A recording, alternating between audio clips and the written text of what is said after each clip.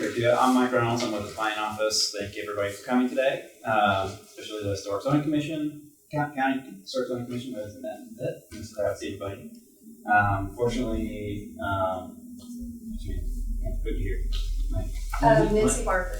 Yeah, the new commissioner can't be here today, unfortunately. Yeah, so we're here to discuss a potential project in the county.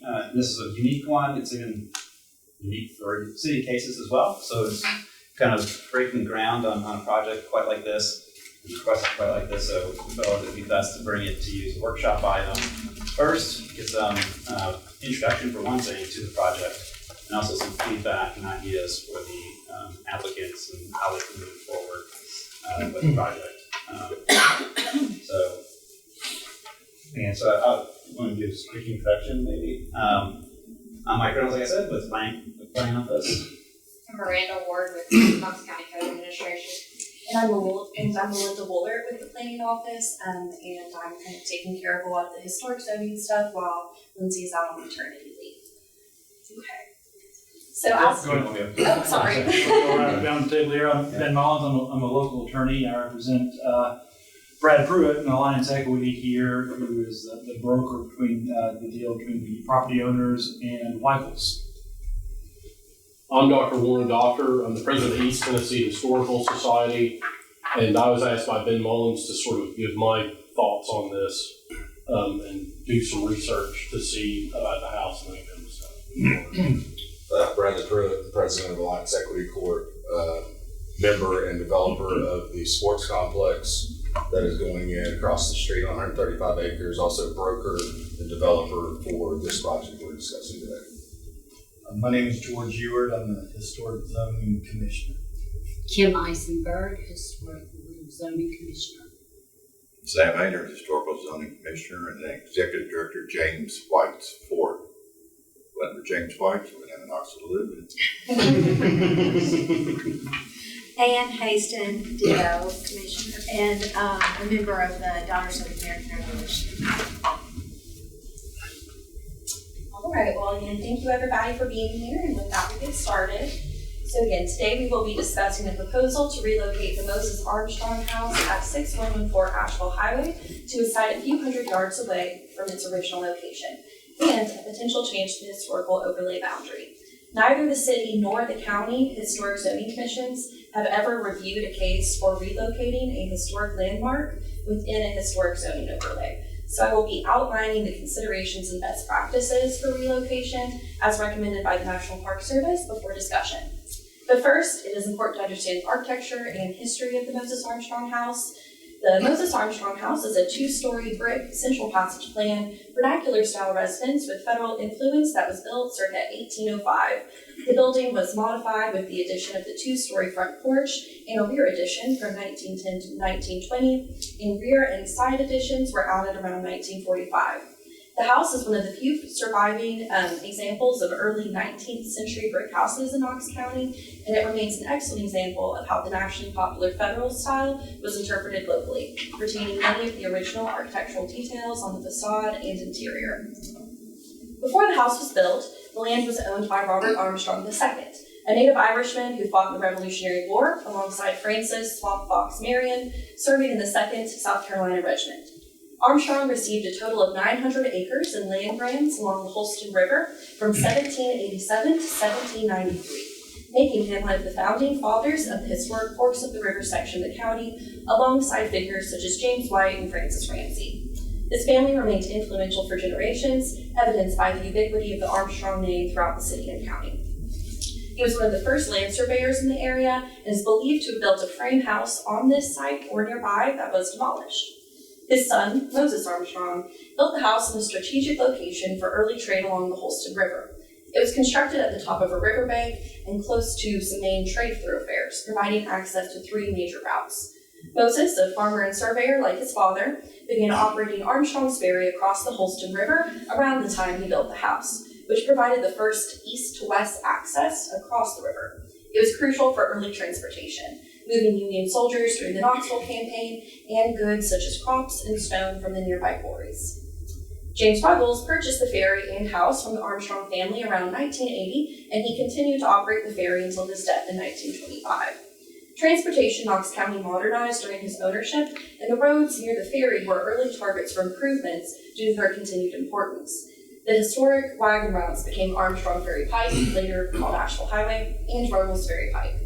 The ferry was demolished after his death, and the property was inherited by descendants of Moses Armstrong. This period from 1787 to 1925 marks the primary historic significance of the house and property. Major transportation improvements occurred nearby in the coming decades. Most notably, a bridge was built across the Holston River, directly to the north of the previous ferry. In 1950, the riverbank to the west of the house was leveled to build the River Breeze Drive-In, which was a popular destination until it closed in 1980, with a large screen, snack bar, and terrace parking spaces. The land then became a flea market until around 2014. The house was likely lived in until around 1997. In 1993, a historical zoning overlay was added to the property at the request of the owner. The State Historic Preservation Office deemed that it was eligible for the National Register of Historic Places around this time, and planning staff began conducting preliminary research for a nomination that was never completed. The flea market was demolished in 2021, so sorry about that, and work began to use the land as the River Breeze Event Center, which is still underway.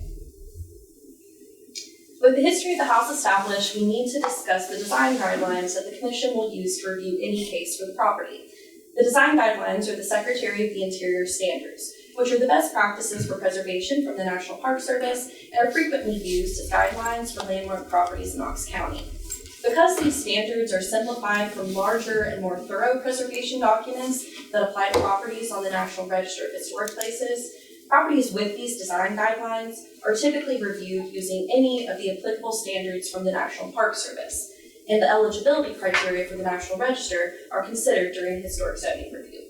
I'll elaborate on this shortly. The standards discourage modifying the spatial relationship of a property to its surroundings, and encourage recognizing the significance of changes to a property over time, such as the additions that remain to the house.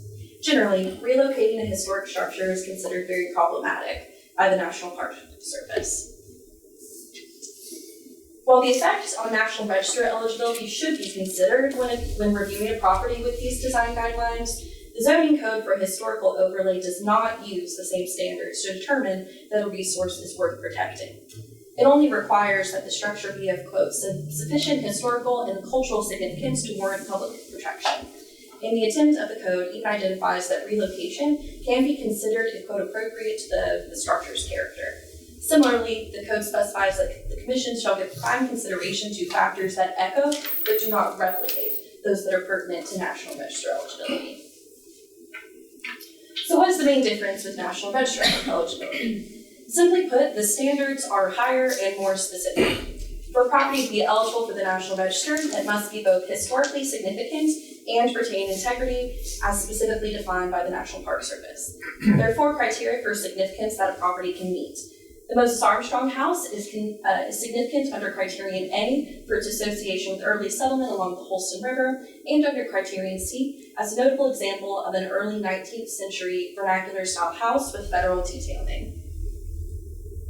Integrity can be generally understood as the ability of a property to convey its significance, and it is defined by 7 aspects: location, design, setting, materials, workmanship, feeling, and association. Relocation is frequently discouraged because it usually destroys integrity of location, setting, feeling, and association. National Register structures that are relocated usually lose their designation, and relocated structures are rarely listed on the National Register. However, the National Register does establish standards for when relocated structures can still be eligible and potentially listed. A relocated structure can be eligible if it is significant under Criterion C, that is for architectural significance, and still retains enough features to convey the other aspects of integrity. It can also be eligible under Criteria A or B, that is for association with broad patterns of history and with significant people, but only if it is the single surviving property that is most closely associated with the event or with the part of a person's life for which they are significant. Immense care must be taken in relocation to retain some integrity of orientation, setting, and general environment. If relocated, the Moses Armstrong House would likely no longer be eligible for its significance under Criterion A for association with early settlement along the Holston River, but it might still be eligible for significance under Criterion C for its architecture. The National Park Service recommends that structures only be relocated if there is no feasible alternative for preservation. There have been structures listed on the register that were relocated due to threat of demolition from the environment, infrastructure, building code violations, and redevelopment. In the case of relocation for redevelopment, which would apply in this case, it is very important that the proposed redevelopment is feasible and funded. A property should not be moved for a project that does not end up happening. If there is any desire that the structure retain eligibility or listing on the National Register after relocation, it is imperative that the State Historic Preservation Office is contacted for guidance and or permission for relocation. I have contacted the Tennessee Historical Commission and can summarize their initial feedback on their request, and they said that if this application were to come through formally, that they could provide a letter with a recommendation for y'all to consider. There should be thorough documentation prior to the relocation process that shall include the reasons for the move, the effect on historic integrity, the new setting and environment, and photographs of the proposed location. The new site should be close to the original house with similar appearance, setting, and spatial relationships. It is important to consider how the relocated building will interact with other structures and important geographic features. The selection of the new site and its design should help the building maintain integrity and significance. It is important to choose an experienced contractor and have robust insurance. The National Trust for Historic Preservation has specific recommendations about this. The building should be moved intact if at all possible, particularly for brick buildings, and it should be stabilized prior to relocation. Research and documentation should be conducted throughout the process, recording the move and restoration of the building. This should include historical research, a physical investigation of the building, archaeological and architectural research, notes on the disassembly and move, and notes on the restoration and maintenance process. With the background of the property established and best practices for relocation established, there are two fundamental questions that the Commission should consider. Firstly, and the main one is, should the Moses Armstrong House be relocated? And under that, there's some other questions to consider, such as what will happen if the house is not relocated? Is there a feasible alternative for preservation? Is there a reasonable use of the site without moving the historic house? Is it appropriate to move the house even if the northern part of the property along National Highway is never developed? How will the building be relocated? Has a contractor with the capacity to relocate the building been selected? How feasible is commercial development along the Asheville Highway frontage, such as the proposed gas station project?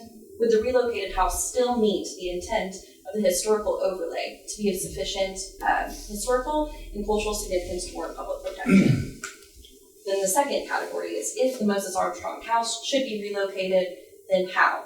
So the Commission can consider, does the proposed site and orientation maintain historic significance and integrity? Should the house be moved along with the additions? How will the house be used if relocated? What are the plans for the house after relocation or timeline? Should the boundaries of the historic zoning overlay be updated to only include the house and its immediate surroundings, to include the entirety of the parcel? Should it be removed entirely? And should either the gas station or event center undergo historic zoning review? Should the gas station plans be reviewed and access be approved before the house is moved to ensure feasibility? And to what extent should maintaining National Register eligibility be factored into decisions on how and where the property will be relocated?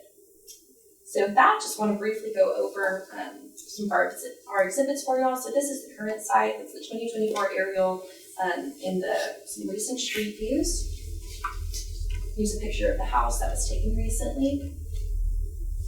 We have the floor plan here with color coding showing what was original from 1805, what was added on 1910, 1945, right there. Here's the historic zoning boundary. There's some discrepancies that we can talk about later if relevant. Here's the site plan. This is where the house currently is, and they're wanting to relocate it here. As you can see, some of the additions would likely be removed, and the orientation would be flipped to face this way instead of facing to Asheville Highway. And here's a picture of the house showing kind of where it would be moved on the site. And here's a concept plan of the proposed gas station. The house is kind of right here where the stormwater detention pond is, and they would have access off of East Governor John Sevier Highway on the Asheville Highway here. And that's all I have. Are there any questions for y'all? Can you go back to that slide where the house proposed is relocated? Mm-hmm.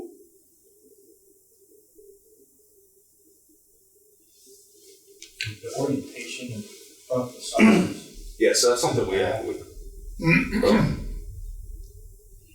How far off the river is that, the new location? It's pretty close to the river, and this is the parcel boundary there. You can see the floodplain here.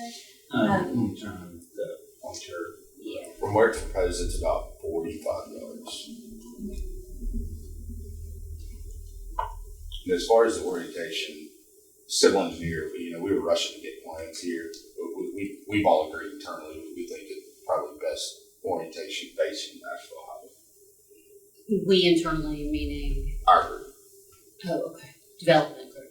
Yeah. Okay. I mean, just from the integrity of it. I'm walking into You want to it. display it. I'm walking into this like blind, so please So note I just wanted to that. just give like a quick overview of some of the things to consider and also like the background real quick. So if you all want to just have a quick presentation of. I'll go ahead and just kind of go through some things. Again, I'm Ben Mullins. I have Dr. Warren Doctor here who I've asked to consult with. I've also consulted with Dan Brown, who worked with the Tennessee Historical Commission for several years, has been involved in relocating houses. He was actually the certified local governmental coordinator from 2011 to 2016.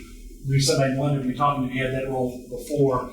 We have a preliminary report from him. He has inspected the house. He has a master's degree in architecture and has been involved in relocating historic houses in the past as well. And what we're asking really here is looking for some preliminary feedback and potentially consideration for conditional approval of relocating the house to within the same site, within the historic zoning overlay that's currently existing. So the one parcel there you see outline 771 EC 001, that can be developed for the Weibels site. And where we're actually looking to relocate it is just outside of the floodway line there in that corner. So it's outside the 500-year FEMA floodway is where we have the proposed location, which is a little over 100 yards, I believe. 150 yards, kind of center of the interior or the original structure to the proposed destination. And we're also looking to raise the elevation there as well for a couple of reasons. One, I think the River Breeze event venue is looking to create more of an amphitheater effect to that, and we're also wanting to raise it up because I know Dr. Doctor can get into this a little bit more with his conversations with some local stakeholders. Certainly concerns about flooding being at that location. That's something that we want to make sure we raise the elevation, making the house potentially more prominent and certainly safer in the future. That was my main thing is Absolutely. where he built that house that's caused the flooding. If you go up in the Riverdale area, old houses that's built in the early 1800s the same way caused the big floods. Mm-hmm. Just want to make sure that we don't have another flood. It takes the house away. And we're on top of, like I said, one of the things that I've been involved in, this is kind of a unique circumstance. The property owner, as you know, doesn't have any money or the event venue would be moving forward. There's no incentive for him to do anything with this house at all. Worst case scenario, we're talking about he would want to demolish it, which he can do. He'd have to go through the process, and there's a state statute that prevents demolition, but the statute that protects these homes from demolition says if you're going to deny the demolition permit, then the county has to buy it, and that's not going to happen. So that would be worst case scenario. Best case scenario, if this doesn't move forward and the house isn't relocated, would be it just kind of sits there as it is. And you think about the situation we have on Middlebrook Pike with the Not York House. I mean, that's ultimately what could happen here. But because there is incentive to develop this property for commercial, for Bill Weibels and a travel center, that gives incentive for the property owner to do something with it. It also gives funds to do something with it. And so it's kind of, we have a window of opportunity here where we can do something with the home that could preserve it. Is it ideal? Ideally, we go out there and preserve it, but no one's interested in doing that right now. No one has the funds to do that right now. So we think this is the best alternative. And that's the reason I brought in Warren Doctor and Dan Brown to kind of help engage some local stakeholders. And if we want to do this, how do we do it correctly? And he can tell you more about some of that. But the concept is, if and all this has to be kind of conditional because there's some moving parts to it. We are more than happy to get an engineer to look at how do you move it, how do you meet the best practices. I know Dan Brown's report, we talked about some of the stabilization he would want to have. He has inspected it. Most of the add-ons on the property are not historic and don't need to be preserved. You can actually, if you go in the house, and the house is in really good shape. I've been in it. Remarkably. It's very good shape. We were all surprised, and which speaks to the ability of being able to safely relocate it without it falling apart, even though you're dealing with that kind of old mortar and the reduced tensile strength of the mortar. Such as the flooring, as those wide planks, and that is a hardwood pine that you can't get anymore. Yeah. It's phenomenal. You can also see on the exterior, the brick has been painted over, but the exterior brick is still mostly exposed. The windows still have most of the original pane frames in them. And Dan Brown's report, he goes into that. He couldn't be here today. He is going to try to be here for the November 20th meeting and answer all the questions. And he would be involved in the consultation with whoever we select to move it to make sure it's done properly, since he has experience in that. The only question really is whether the porch needs to stay with it or not. And if it does, it would have to be kind of disassembled and reassembled. But it came along kind of after the fact. Well, yeah, the same thing with the Ramsey house at the turn of the century. They put a porch on front of it. It's Victorian era. It's not the federal style like it should be. I think there's a split of opinions on that, and we're more than happy to consider kind of disassembling and reassembling the porch. But in addition to moving it, the plan is the property owner is willing to subdivide the back of his property. I will be creating a nonprofit 501c3 entity to take ownership of it, so they can actually then maintain and preserve and try to apply for grants and make sure that the house, someone who actually cares for the house, is going to be owning and in charge of it and the grounds around that. Exactly where that line is, we're still kind of working on some of the details of that. So you don't know how many acres it Not exactly, but you can kind of see if you go to the zoning map. Mm-hmm. One, it's interesting that there's certainly the historic zoning overlay did not capture what they intended to capture back in 1993. In fact, the portion of the house that is historically significant isn't even in the historic zoning overlay. So is that the discrepancy you were referring to? Yes, so when the rezoning went through the Historic Zoning Commission, this is the map that went with it, and that was approved. But when it went to Planning Commission, it was a partial parcel at this time.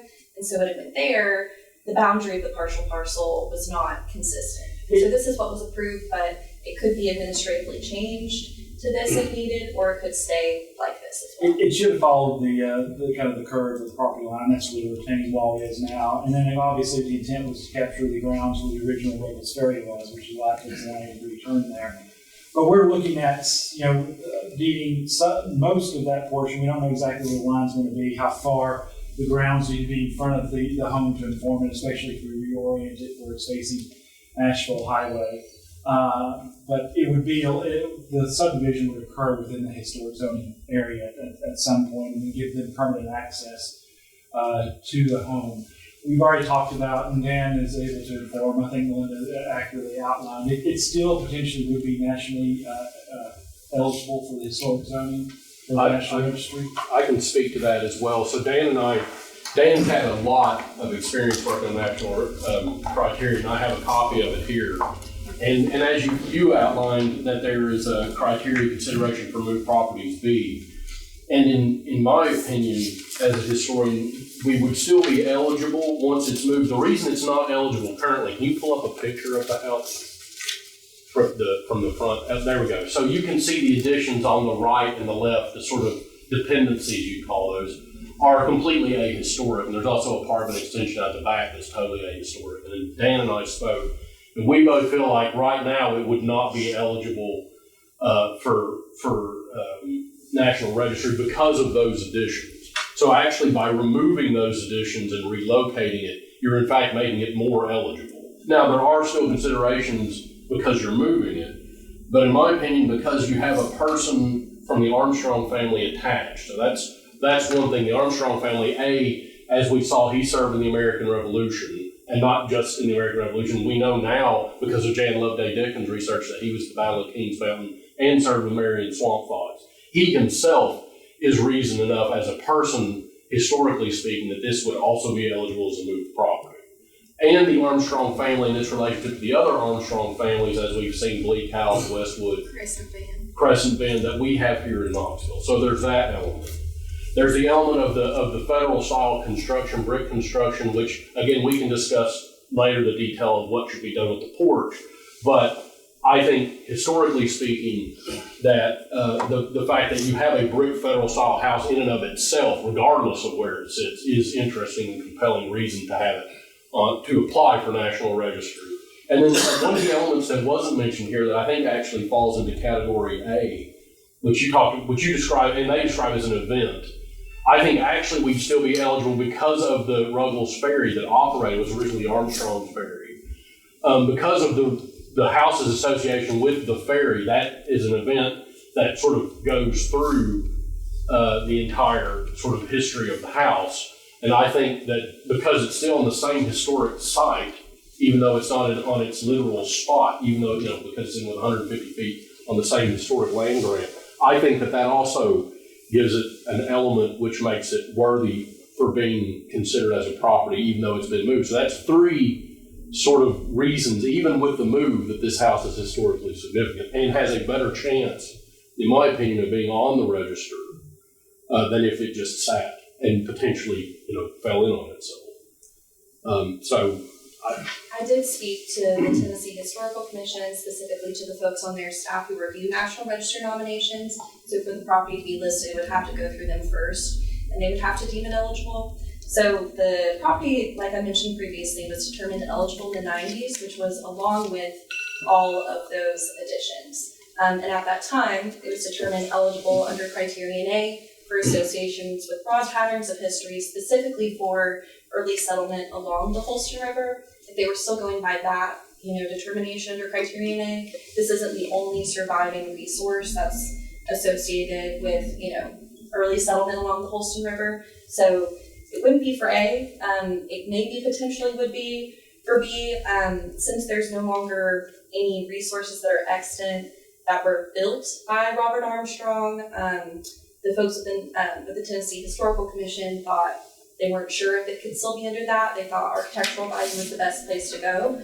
And his advice was that the property be moved with the additions, except for the ones from 1945 potentially, and definitely not the garage and some of those sorts of things, because the eligibility determination was made with the additions.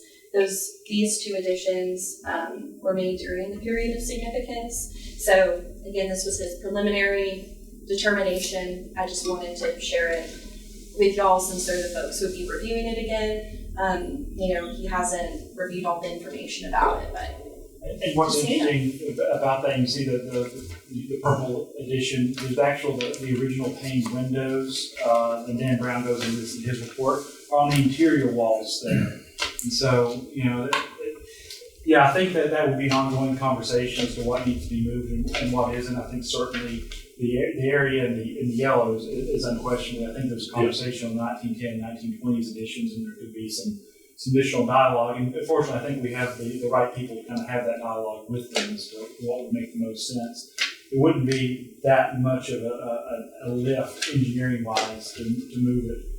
With that extra addition, I think the porch would have to be deconstructed and reconstructed in order to do so, regardless. And certainly, the floor of the porch was very clearly painted from Mead's quarry. It's Tennessee limestone, so there's historical significance in and of that, just the floor of the porch. But again, we can get into the details of whether or not the porch would go or not. In my opinion, if we establish the nonprofit and we use the house to interpret the area historically speaking, you would talk about change over time, so that you could talk about the different periods of the Armstrong family, how they ran the house, why there was a porch added, those kinds of things can be discussed. Can I say something? Can I say something? Yes, please. I don't know what your due diligence is, but it seems like to me like this is pretty quick to get to this point of a meeting this month. I think that you, in my opinion, we don't have a lot of property in Knox County that is on the historic register. So if you're coming to this commission and seeking my vote, I'd rather see somebody spend another 2 months or whatever to see if I can relocate this and get it to a point and it's still going to be on the historic register. I think we're going to rush this thing right now to do this something and kick it down the road, and we're going to lose a property potentially that could not ever be back on the register. So we're sitting here talking about this addition or that addition, blah blah blah. It seems to me like somebody needs to have a meeting with them to say, hey, are you going to put this back on the register if we move this down here? And that would solve a lot of my internal process. But right now, if this came to commission, I would just tell you I couldn't support it until that due diligence was done. Sure, and we're happy to have that conversation. It's not on the register, it never has been. At one point, I think it was eligible, but never got put on the registry in the 1990s. So it's not on it now. And I guess there's a question whether it could be on it where it sits versus it could be relocated. But we're happy to have those conversations. It's one of the reasons why I engaged Dan Brown, who used to be the person you would have those conversations with when he held that position. So he certainly has the contacts with the historic commission. I echo what George is saying. Well, I mean, literally, we walked in and this is, here you go, here's the information. And the 20th would be our meeting. Well, and what we're asking really is more of a condition, if there's a cart and horse argument in how much engineering you have to do and to be able to show you can move it versus if we can show we can move it, would it be supported? And so we're trying to get that feedback. If it can be potentially still eligible for the National Registry, if we can show it can be moved from an architectural and engineering standpoint, is that something this body would be willing to commit to? Because then the property owner and would be willing to invest those funds in having that engineering done. So that's kind of the kind of question we're wanting, is to kind of get that feedback. And so we have warm fuzzy might be the wrong word, but we just want to say if it can be done, is this something that this board would consider approving? Who is the current owner, Ben? The current owner is RBL, who owns River Breeze, and of course River Breeze hasn't been operating for quite some time. That they don't really have the funds to operate it. The development that Mr. Pruitt's doing across the street is going to potentially help with that. It also helps keep the cost down for relocating, because he's always going to have a lot of earth moving equipment and engineering already in doing the development across the street that can already mobilized to help relocate this home. You've got a small window of time because I'm moving 2.4 million yards of earth matter, and we're balancing this site out across the street. And so I've got a small window for them to economically fill the hole that's on the northeast side of the house, and to make that 7-acre site feasible and economically acceptable for Mr. Weigel and the RDL people to reach a deal. All right, and I understand that, and that's your problem. That's Okay. fine. Yeah. So, I'm being honest. No, that's fine. But I do want to finish with the other option. And we're only here because I'm a history nut, and I'm like, hey, if we can save this home, if we can work with the powers to be, let's do it. If not, their push is going to be to tear it down. And that doesn't help anybody else. So you were talking about a project across the street from what we've been talking about. Is that what I'm understanding? Correct. There's we've got two separate. They're two separate projects. Okay. We're already approved, and we're about to file permits to start moving earth north of Asheville Highway on that site that they're outlining. And so it's not economically feasible for them. They're basically getting 1 million yards of free dirt because I've got it, but they got to match up with my time frame. What is your time frame? Soon, because I need to get it to them before I start raising earth or it starts becoming economically unstable. You're not doing a lot of grading in November and December. We're moving dirt. Yeah. And the other thing that I didn't mention, one of the things that, in addition to the formation of the 501c3 that we're going to do to be able to subdivide and deed the property over to a nonprofit, is there's also going to be, out of the closing on property with Weigels, $100,000 in money that's gifted to that 501c3 to allow them to, kind of make sure they can preserve and start to do some operations with the building to try to apply for grants and whatever else they see fit. And Dr. Doctor has already begun the process of engaging local stakeholders on this concept to get their feedback, and he can speak more to that. I know you have another meeting coming. Yeah, up as well. we'll have a meeting later this week, but I had preliminary conversations with sort of local stakeholders, and in addition with Knox Heritage, I had preliminary conversations with Christine and Holly, and they both think that if it's the only way to save the building, which it seems to be, that they're broadly in support of it. And again, would probably be useful in working towards a national registry eligibility. And that's also true of the commission. I should also say I sit on the historic commission. And so, I can help facilitate those conversations that they need to have about eligibility. And so I think this is the best way to save the house. But the local stakeholders are absolutely open to it. Their major concern, like Sam had pointed out, was the flooding, but that's being taken care of because of the earth that will be raising up the house. And it's not even in the floodplain anyway, but it would be far away from the floodplain depending on the elevation. And so we're having ongoing meetings, but everyone seems very open to this. And we just want to make sure that it would be done correctly. And that was Dan Brown's point. So I think, for me, the history of the site is so important that whether it's on this bit of dirt or that bit of dirt sort of doesn't matter, but that's my opinion. It's all part of the original land grant. Right. And it's still with the And it's closer to the ferry location.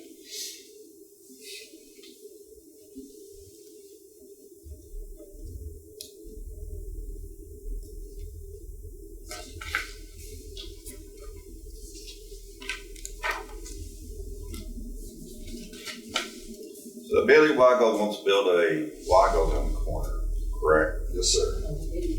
The big one, right? The fuel center or In that big just a, gully. That big gully, we're gonna raise it up. That's a lot of dirt. That's about 50,000 yards of fill. We've got a lot of dirt on the other side of the road. And that's why if it wasn't for the two projects aligning, it would never be economically feasible for them to do it. On the other side of the road, that frame of that old house, is it going to be leveled out to? Frame of which house? The gun place, and up on, just across from that, Dunkin' Donuts, there was an old house that was built. Yeah, so You remember that's the stone house? Yeah, it was. Yeah, so we're going to get in there and try to, so short answer, yes, it will be leveled. But there's some significance that me and the doctor were talking about to that stone. We're going to save it and, repurpose it somewhere on site. But it's just a burnt out structure. Yeah, that was a grand house at this time. So once we get in there, we weren't able to access it when the three of us were out there. Was it 2 weeks ago? Yeah. 2-3 weeks ago. Just because all the undergrowth. Once we get in there, and it's something that, we're going to be doing here in this calendar year, that's the first area of importance for us moving earth matter is that mound. And so that's the first area that we're going to start, removing trees and getting into. We're going to go in and we're going to find out what's repurposed or can be repurposed, because anything can be repurposed. We want to repurpose it. Don't know where we're going to repurpose it, but we will throw a tarp over it, relocate it, and at some point in time, whether it's the entrance to the ball fields, incorporating it to the skirt of a structure, we want to use that material. Have you been up to it, Sam? That old Burnt house? Yeah, the burnt house. Oh, I haven't been up to it. I was there 20-some years. I snuck up there when I was a kid, basically. And there's a real beautiful stone floor, limestone floor, and there's a beautiful archway. You could almost move that whole thing and make that a folly or a part of a park. There's a lot you can do with it that I think would be valuable. No, the marble most basically came out of over in Forksville River. Yeah. Out those quarries over there. Yeah, anything we can save and repurpose, we want to. That's the whole reason we're here. And again, I guess our request is we're looking for kind of what do we need to show to this commission where you would feel comfortable with, at least some type of conditional recommendation, conditional approval, so we can then go back to the property owners and Bill Weingold and say, all right, if we can check these boxes, we believe the commission will be supportive of this, and then they'll be willing to spend the money for the engineering and the architecture to show we can do it. And then nothing would happen unless we actually came back and showed our work and say, here's the actual plans. And so, because this is such a, this is not something you see every day. This is completely out of the box. And we're hoping this becomes maybe a roadmap on how historical structures can be preserved in the future, because otherwise there's very little incentive, and we kind of see what happens. I'm involved in a similar project in Hamlin County under Rural Mount. I don't know if you all know the Rural Mount home in Hamlin County was built.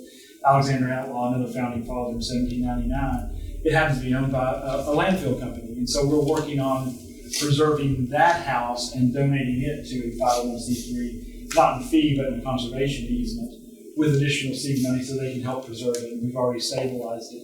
And I think that kind of partnership, because the only incentive for these homes, unfortunately, for most of the property owners that have it, is an economic incentive. And this provides an economic incentive that will also help, preserve it in a way that would be the best case scenario in the future. Otherwise, houses just sit there and get bought by a racetrack gas station instead. And so that's something we're wanting to try to avoid here. I gave you my checklist. Please do. Already did. Okay. Just the National Registry, eligibilities, that conversation, and then we need the engineering. Yeah. Now, I guess if we can show we have the engineering and we have National Registry eligibility, or at least some confirmation from the State Historic Commission that it wouldn't destroy its ability to be eligible for the National Registry, which I think both Dan Brown and Dr. Doctor, based on their research, believes it still would be. You would feel more comfortable if it's kind of given additional support. Yeah. Because then, I don't see how you're going to get that done in that short period of time. And we may not. It may be, again, just that's why we're doing a workshop. And maybe we have another workshop on November 20th instead to kind of see where we are. But as long as we're moving in the right direction, we don't want to try to do anything and know the door's going to be slammed, in their face. I think it's admirable that you're trying to at least form something that's going to save this. But if we're going to do it, why not do it right and see what we can get done out of it if we're going to have an opportunity. We're granting you the opportunity to relocate this to make your development more successful, right? Give us something back by saying, yes, we're going to make sure that this thing can be on the historic register. This is the process we're going to go to get to that point. I think that makes it a tit for tat to some degree. And that's what we intend to do. Is what we have come forward here. We've already looked into the National Registry to some degree. On the engineering, I guess what we're asking is that the approval for any removal of the HC overlay or the relocation of the house be contingent upon engineering approval by a qualified entity following the best practices, and that's something we'd be willing to come back. Once we have conditional approval for that engineering to be reviewed and approved at that time. Hard step for you on that. Because if we know it's just a matter of checking the box, we just need to show our work with the engineering that we can do this. That gives the incentive to spend the hundreds of thousands. I don't know how much it costs, $100,000 to do the engineering or something like that. I've got probably another 100,000. Very strong case to go back to these people to spend the six-figure number. Because if there's not some form of guarantee that, like Ben said, we don't check these boxes, it's not going to happen. We're agreeing to this. But if we don't have agreement coming back to us that we spend this money, we can do it, their other option is to tear it down. Yeah. And the county doesn't have $3 million to buy. But then Bill Weigel's not going to build a building in a historic zone. okay? That's fine, they You don't. know, I'm just saying, Well, no, I so this is, I know I don't Billy Weigel. I don't represent Bill This Weigel. hint extra money. I don't represent Bill I'm just Weigel. saying, you know. Bill Weigel represents himself, No, I get it. but Yeah, does but he's not, not gonna buy your land. but Knox County would have to buy it for the same price he's agreeing to Make buy a it. decision or we'll tear it down. We'll let the courts figure that out. Whatever. Well, I'm just saying, Well, like, no, I mean, just, I don't know, I don't think Just Knox state County would buy it, but the state statute says you can't deny a demolition permit for a pre-1860 structure unless the county buys it. And the state statute kind of lays that out, and so I don't think the county would buy it, but none of us want to see it, demolished. that's why we're here for a workshop, Right. is like, how can we move it? And I'm Everybody just wins. telling you how you can move me. Yeah, no, Just told you. I think we can have the conversations with the State Historic Commission about National Registry eligibility and get some more direction on that and what needs to be included in that. As far as the engineering, they're not going to have full engineering report unless we not have gonna get conditional done in approval. 17 It's kind of, days. kind of that cart and horse thing because they don't spend the money for it. So I think the National Registry is the important part, and then we can look at some type of conversation for conditional approval subject to coming back with an engineering report that can be reviewed by this commission and shows that it meets best practices. We want to do the right thing, but I got to convince my clients why they're going to spend the money if we don't have some kind of certainty. We're not gonna vote. We can't vote here and tell you whatever. I'm telling you how you can get my opinion vote in a manner that you like. How's that? That is exactly why we're here, to get that feedback, so. That's what I'm telling you. Yeah. If you can't understand that, that's. Absolutely, and that's why we're here for, why we want to have a workshop even before. And I don't know, I'm speaking for any of these, I'm just telling you me, and I'm just one vote. There's 3 other commissioners, and 4 really. Yeah. And that may be. For me, I look at this and I think, okay, I've heard dollar signs quite a bit and I've heard timelines quite a bit. And what I'm hearing is today's November 3. I have checked that date so many times because I'm like, there's no way that I can even form an opinion with 17 days. There's just, there's a lot of information here. And, I'm one of the board, and that's, we have the numbers that we have so that there's not this, split. It's imperative to me that when we talk about historic zoning and preservation of historic properties, that we look at who's winning, and it has to be a win-win, or it doesn't make any happen, sense. Right. To come in and say, hey, we want this done, if it's not done, we're gonna tear it down, is probably not what I needed to hear. Well, we're not the ones doing it. We're not, we Just expressing. they represent me, Just I hearing represent, there's a reason we didn't have them here. We're trying for that win-win. I understand. And so when I hear that, and then I get time is of the essence. I understand that as well as most of the people in this room. When did this project begin? When did the conversations begin? So we've been in conversations for probably 75 days, but there was a lot to figure out on our end before we even came here, because if not, we were really stretching. You think we're stretching now, 75 days ago, like this would have been just, imagination land. We had to get some engineering done. And so this money's already been spent just on this site that's adjacent to the site we're talking about. The house is actually, the original house is not even on that site. It's on the site, but it's not under the actual HC zoning. You can see right there, like the house is not even on the historic zoning. And so we had to do a lot of diligence, and we've probably spent $25,000 just on engineering plans for that Weigel site. How is this feasible? In 75 days, you've done that? Yes. We can move quick, but they were forced to move quick. So I know the property owners, this was never, so their cap structure has nothing to do with our cap structure across the street. Our sports complex has nothing to do with them. They approached us. They're like, hey, can we work together in some manner? And I entered into a representation agreement with them. And it was through that me and Mr. Weigel started working together about the possibility of this. And it was never one codependent on the other.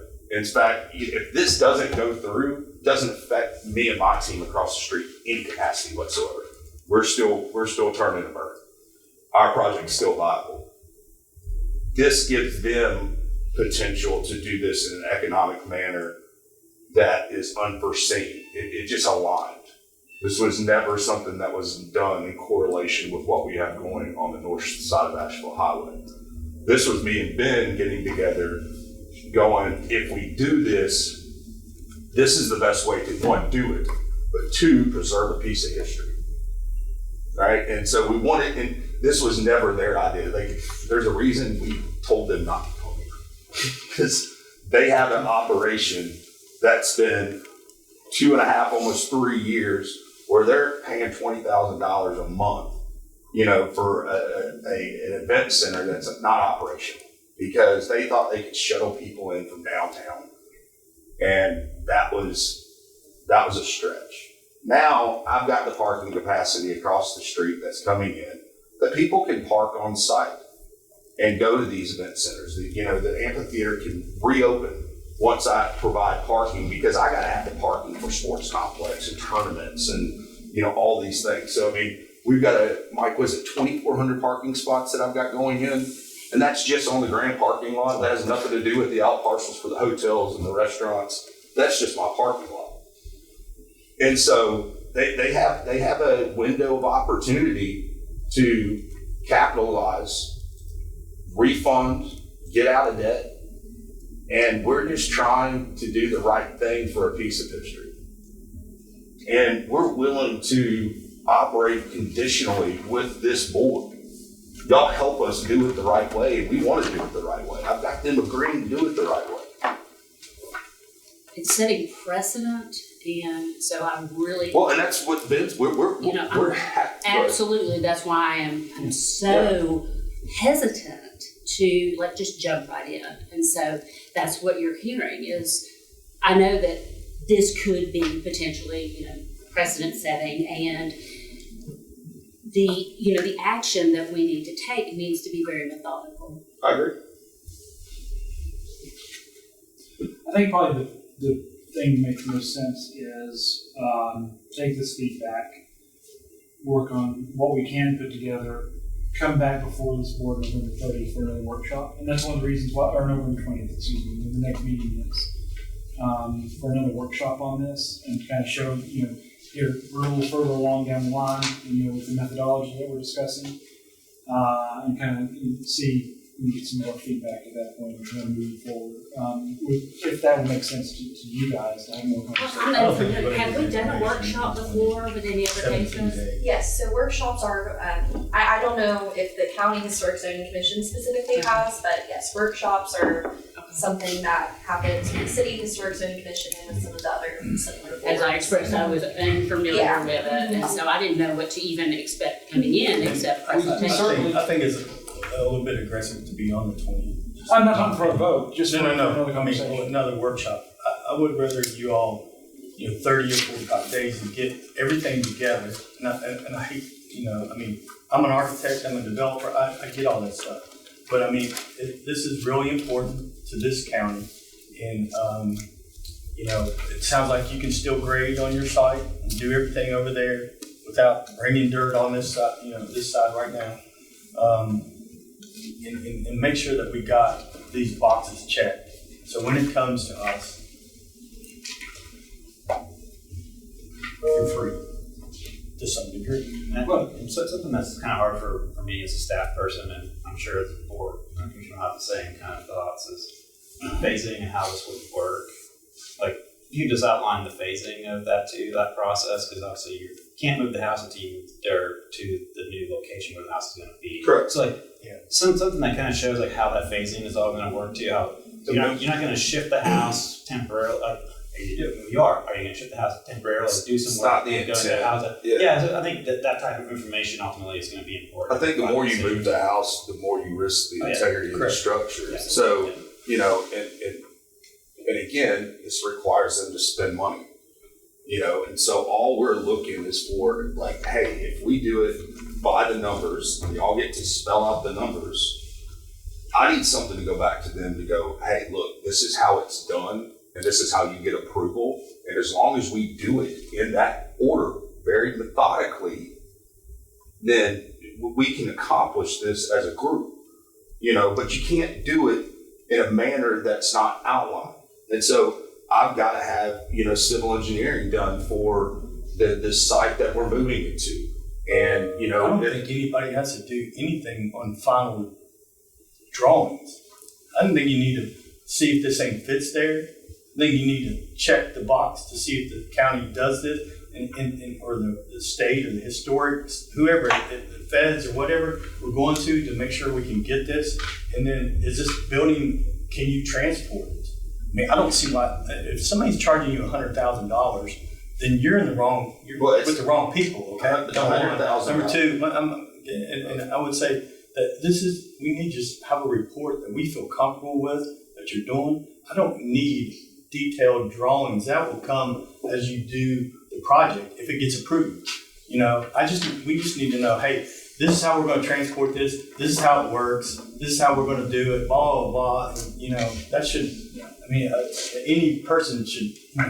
$10,000 or $15,000 or $20,000 or Well, the $100,000 That's the everything. came from Dan Brown and his preliminary estimate based on his experience. He's been moving structures like this in the past, and he talks about it in his report. And I know I just laid in front of you, it has a lot of stuff. Yeah, but I need a little bit more detailed Talks information. about tie rods, general bracing, Yeah, possible yeah. exterior banding, other methods like that. He's understanding. familiar. Yeah, I think what you're talking If this about is is just fluffy. the report that says how you're gonna do it, not the Yeah. actual doing it. No, I agree. We are being somewhat fluffy at this I mean, point. that's the only word I came up with. That's probably an appropriate word. Yeah. But all we're doing is coming to you going, look, we got an idea. Are you willing to work with us to remove the fluff so we can accomplish this for the win-win objective? Because I got to go back to them and pitch them on, look, as long as we do this right, we're going to get support. I got to give them a reason to spend the money. Historic Board of Zoning, we are tasked with preservation of historic properties. And that's, that is not interconnected with business development and commerce and amounts of money that need to be spent to move earth and all of those things. We were tasked in this position to ensure the integrity of our historic structures. And that's why And we're that's, here. so it's two different, while we all have this knowledge, it's interesting, the makeup of our board, we all have different levels of knowledge, whether it's the historical, Sam, let me just say, we got Sam, with every bit of history known to man in the Knox County area.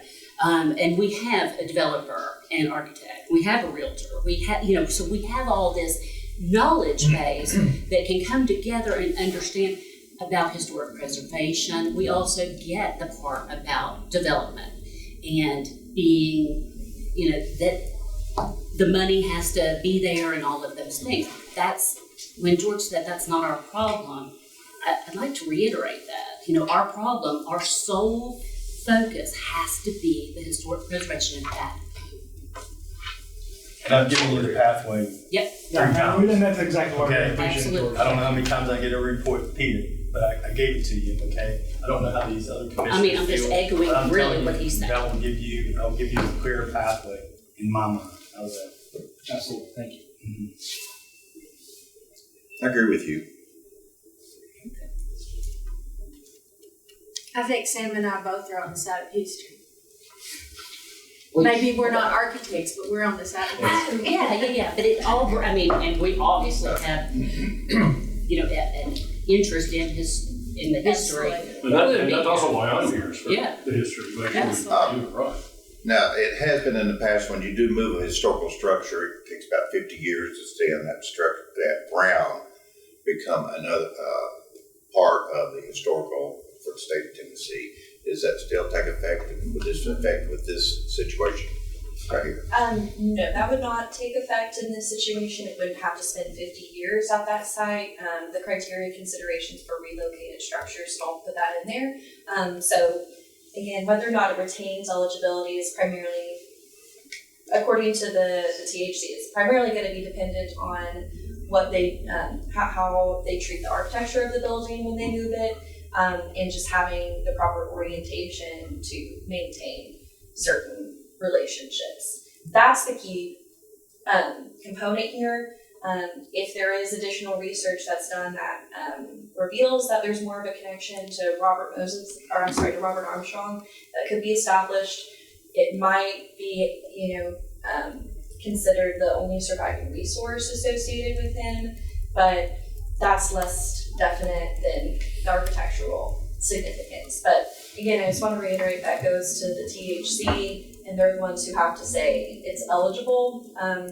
There's a whole process outlined for when you're relocating a property that is already on the National Register.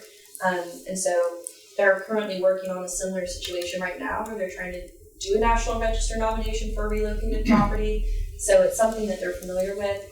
And their general preliminary feedback was that they thought this property and where they were moving it, how y'all are proposing to do it, was a relatively good candidate for a property that could still maintain its eligibility after relocation because of the architectural importance and because y'all are moving it too far and it's still on that original land grant site.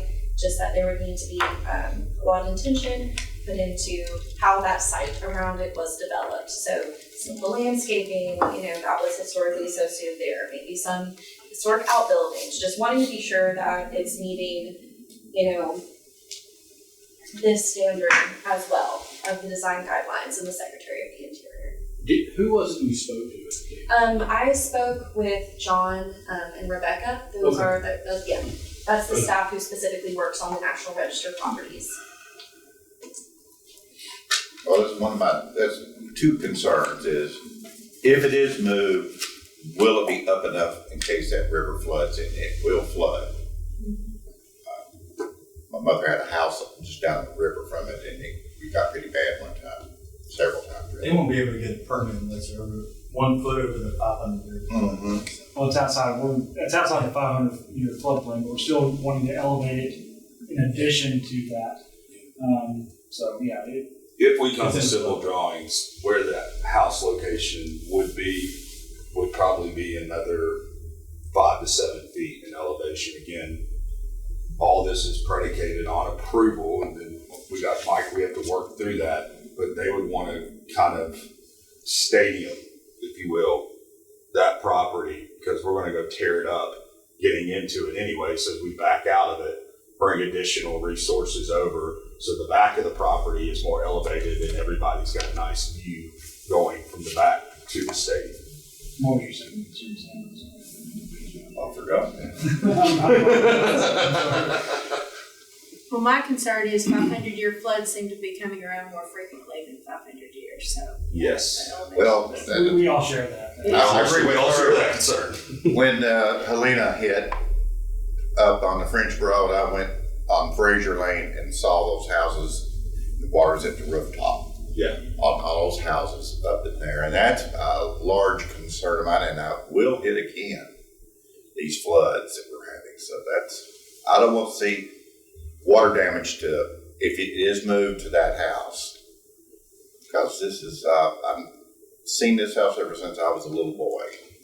Well, we'll provide. I mean, again, if the property owners feel it's appropriate, to continue down this path, I mean, we'll re-engage our civil engineers and have to go through planning on the elevations and what that pad looks like, the ingress egress to and from that pad.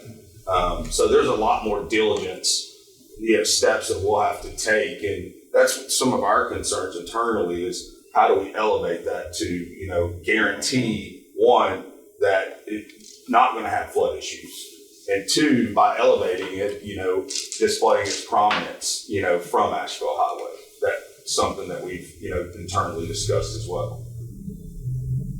And also, we talked about the landscaping, creating a landscaping plan that is kind of more in line with because the trees that are there now are more of a hazard to the house than they are. We just need a benefit to it. feasibility.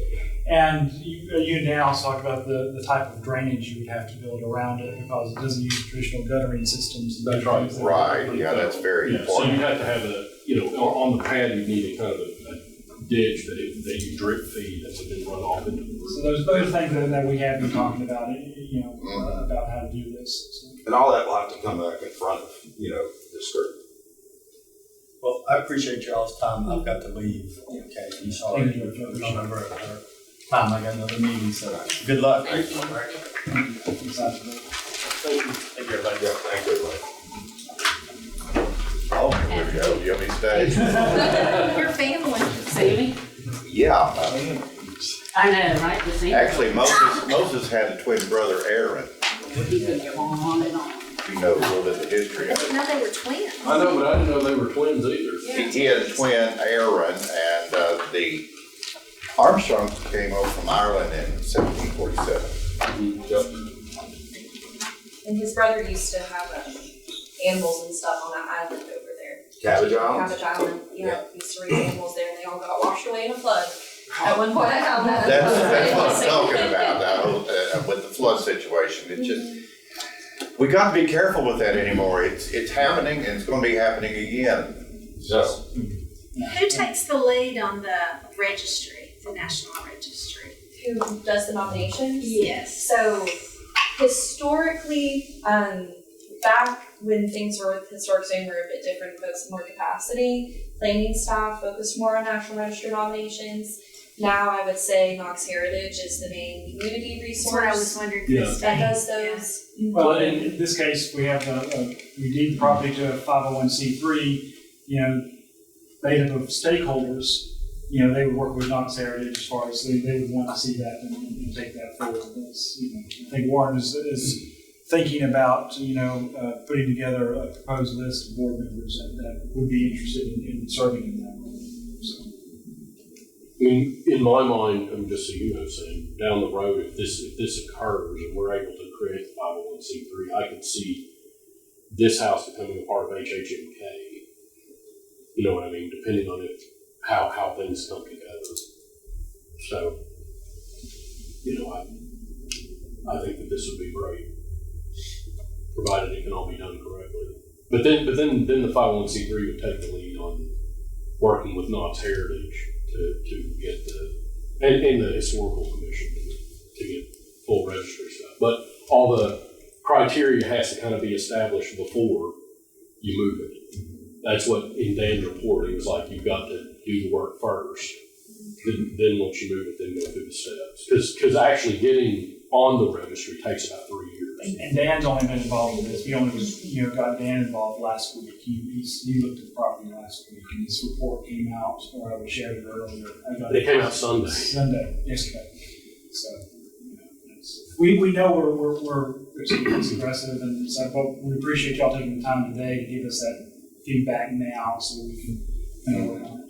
I do agree with the main house. Those two other structures are no. Yeah. But you can see They're in worse shape than the main house. Yeah. Main house is in the best It's shape. the best shape. all you can do is use those bricks for walkways or whatever else down there. So, You can still incorporate them. Yeah. sure. I totally understand George's point about assurance about the house being eligible for the registry, but do we have a chicken or an egg situation? We did. Yeah, and I think that it's still eligible, and will still be eligible as part of the test we can get some confirmation on that. The best that that the Tennessee Historical Commission would be able to do would be establishing, here's what y'all could do to be most successful in maintaining eligibility, but they said that they would have to completely do a full reevaluation after it was moved, so it won't be possible for them to provide that specific assurance that it will still be, but you can at least have a general idea of how likely they think it is, which from my initial conversations, they think this is one that could still maintain that because of the architectural significance. but the THC can provide, here's what you should do with site design, here's what you should do with best practices to make you most likely to maintain that. But again, the standards for the historic zoning overlay don't require that, so y'all are kind of working with, here's what the code says, and then here's the broader best practices that come from the guidelines for it. Have you been to the house? I've been by the house, I have not been in the house. I drove down. I'd love to take you. Warren has keys. I've got keys. I'd be happy. Good to know. Sam, do you want to come to the meeting? That I was going to have a meeting, with sort of local stakeholders. You'd be welcome to come. I mean, If that's not a conflict. Yeah. that may be a conflict. I think you would enjoy going to that also, as, So my DAR chapter is connected to Knollwood Mm-hmm. because Samuel Frazier was actually buried at that property. And it was his great-granddaughter that formed our chapter and his grandson that built the house. So we've been working with that historic preservation group. Yeah. Jordan Mullenhour and Megan Dixon. So I understand about the porch. Yeah. Their Well, and the restoration. porch is interesting about whether or not you keep it. Dan and I had a long conversation about it. And Dan's feeling was it would be more interesting to keep the porch. You could take it all the way back to 1805, right? Right. But if you do that, that kind of means that the work you'd have to do inside the house would need to sort of meet the 1805 criteria, which virtually nothing does, because so much work happened as a part of the antebellum, potentially postbellum changes that occurred to the house's structure. And so he said what he thought historically was more compelling was being able to interpret the change through time about how the Armstrong family used the house, which I agree with. And to me, that's also because if you add the personage as a part of the component for keeping it, the Armstrong family and American Revolutionary veteran, if you can demonstrate through time how the Armstrong family used it, I think that actually adds a stronger component to keep the porch, for instance, but lose the other nonsensical additions. I mean, you can look at it and know what doesn't belong. I like the porch. Yeah. But at the end of the day, we'll do what we need to I do. want to see the stone floor. the way it is right there is like the house down west. That You're not talking about Knollwood. No. Beard Hill. no. Baker Peters. Baker Peters' house, yes. Baker Peters' Yes, it house reminds you of that. is more of that about 1840s, 1850s, something like that. Which they did build that porch on it with columns like that. What? But when this was built, it was more like they're all trying to say is a federal style with no porch. It's just they got that entrance as you go in. That's correct.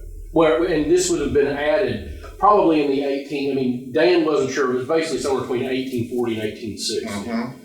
And that it would have been added because that was the style. And you see stylistic changes. So for instance, when they did the sort of additions in the early 1900s, they would have added an Italianate door. Yeah, and you see the outlay, the overlay where the original overhang from the door was versus what's there now. Right, which would have been more federal. I mean, you can see it was a square, it was in the federal style, and they've added a more Italianate entrance and then an Italianate door in probably turn of the century, maybe even the 1880s, when it was real popular to have the Italianate Second Empire architectural. I'm just glad you said Baker Peters because it ran through my mind earlier because it's the one with the gas station. Yes, that's Now, if you want to see a little bit of something like this, go up there to the Williams Creek Golf Course and see the Williams home up there because it was. In fact, I was looking at that the other day, Sam. That's a really good point. That house probably looked like the Williams house before they added the porch. It probably looked exactly like it. And that's James White's daughter that built that house up at the Williams Creek Golf Course, Colonel John Williams. It was John Williams. Because I live out by it, so I drove by that the other day and got out and looked around at it. But you can look at, the brickwork in this house when you get up on it is remarkable. Fingerprints Yeah, Flemish. in the brick. Oh, wow. So, and same thing with the Williams Creek house up there. You can see the fingerprints beside the front door even. But I've known this house ever since I was very young. I went to the River Reese Drive. But the two side units on there, just don't go with the house whatsoever. No, they don't. What it should have And I'd been. like to be able to Outbuildings. expose that brick with the original panes, you know, on the outside, that would be a lot more significant than keeping that little breezeway almost. That's where the- amazing that the windows are still. Yeah, you can see it. I mean, I'll show you when we go there. The glass is like paper thin. I mean, it's weight. And those original panes is really remarkable. Well, please include us. I think if you got him, her, and her, of course, I've been out there, and go into the house, look at it, and point out where you would want it to final sit. I think that would be very beneficial for I you. know that's out of the ordinary, but I think we'd have to. you'd have to notice advertise it, you'd have to notice it. But I don't think there's nothing. Person. Yeah. It would just have to be public notice, so we'd have to schedule it well. But that's more than one. If it was one at a time, it wouldn't have to be. Just take you one at a If it time was every one at 30 a minutes. time, but I mean, even one at a time, that would still be. Yeah, I mean, I'd rather just keep you on the up and up on something like Yeah. that. If you want, Yeah. if you want to schedule sometime. I can give you a tour and show you everything. I've seen the house up, down, except there's It's a phenomenal. basement in But it. I understand what Well, you're saying. There's a we can do root that. cellar. We can do Yeah, so it's a possibility that we can do Root that. cellar. County commission does all the time, but they're gonna go to some neighborhood meeting and it turns out more than one intend to go, they will just have to make sure they notice it with enough time for it to meet the requirements. Field trip. Yeah. There's not many developers that go through this process. Like, we're trying to do the right thing.